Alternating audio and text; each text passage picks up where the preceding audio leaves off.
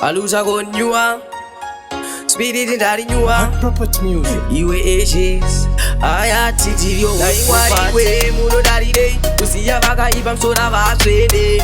ilife aichambofaya akaenda kusingatsokwe dai ndaikwanisa kudzora nguva ndaizofara kuva newe rudo rune tariro ndine shuviro yekuva newe dai ndaikwanisa kudzora nguva ndaizofara kuva newe rudo rune tariro ndine shuviro yekuva newe wakasiya zina simba ndakarukutika 816 pawakuratira nyika daikwatsva nemhero sina kumbosvika kudenga kwachamheno kunakatisika kuyenda wakaenda zvakasiya nine ronda misodzi inoyerera unge gungwa ropa kuzvitipisa ndangariro dzinondikunda spirasiya zuva wapinda muguva dai ndaikwanisa kudzora nguva ndaizofara kuva newe rudo rune tariro ndine shuviro yekuva newe dai ndaikwanisa kudzora nguva ndaizofara kuva newe rudo rune tariro ndine shuviro yekuva newe wakaenda usina kuti bhaibai kunge kilati ndogoimba mucherechedzei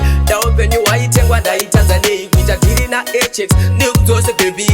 dai ndakaziva hangu ndakakumbira zvimwe mudiwa wangu aizondivirira ndaigona kuzowanawo kawe kuchemera zvimwe zvinodhiya aizofa dai ndaikwanisa kudzora nguva ndaizofara kuva newe rudo rune tariro ndine shuviro yekuva newe dai ndaikwanisa kudzora nguva ndaizofara kuva newe rudo rune tariro ndine shuviro yekuva newe wakasiya zina simba ndakarukutika 816 pawakuratira nyika daikwatsva nemhero sina kumbosvika kudenga kwachamheno kunakatisika kuyenda wakaenda zvakasiya nine ronda misodzi inoyerera unge gungwa ropa kuzvitipisa ndangariro dzinondikunda spirasiya zuva wapinda muguva dai ndaikwanisa kudzora